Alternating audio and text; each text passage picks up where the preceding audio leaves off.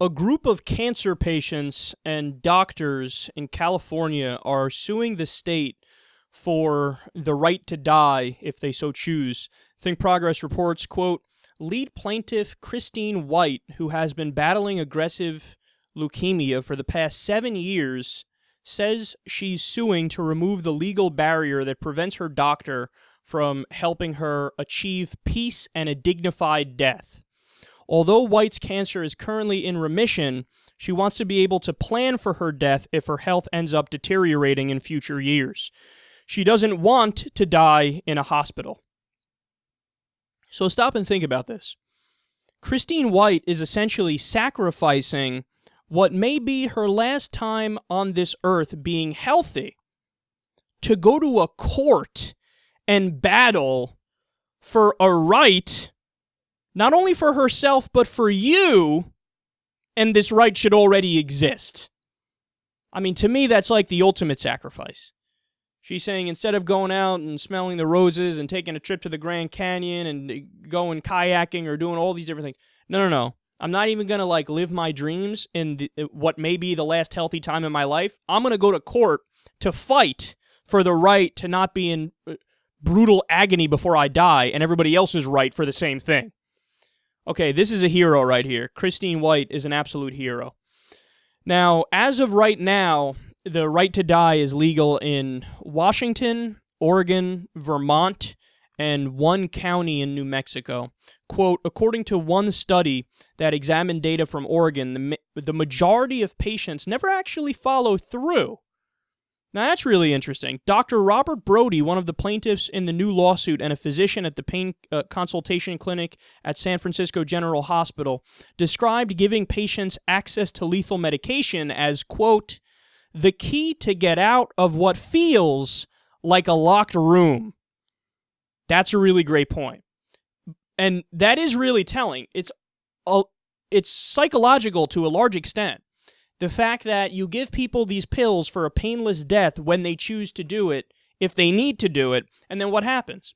They have the security blanket there. When they have the security blanket there, they can hang on and stay with their family and talk with their family and friends, and they can,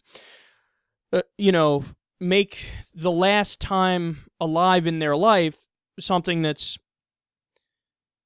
feels good and is comforting.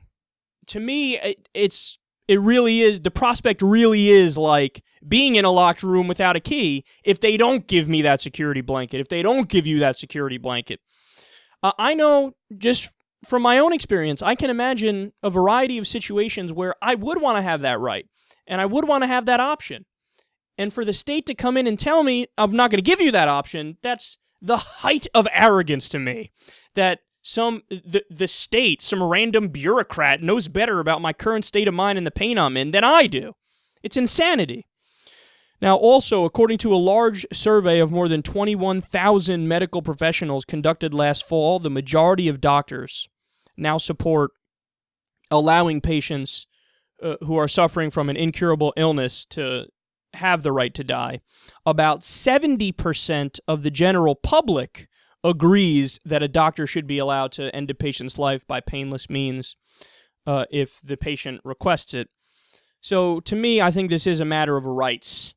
Now, the only concern, which I think is a legitimate concern, is when people say, yeah, but there is somewhat of a slippery slope there because you don't want to make it so that the rules and the regulations are lax so that you get to a point where, people treat other people essentially like they're dogs. Like, oh, Wolfie's in too much pain, kill him.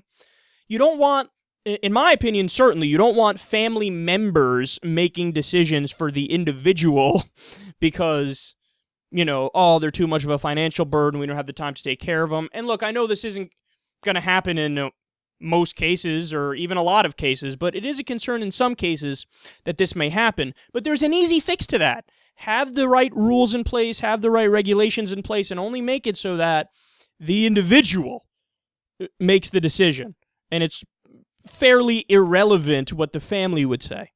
So I think there are ways around all the concerns. There are some legitimate concerns, but there are ways to make sure that you uphold the dignity of the law, and you bring us back to a situation where people really can determine what they want to do with their own life.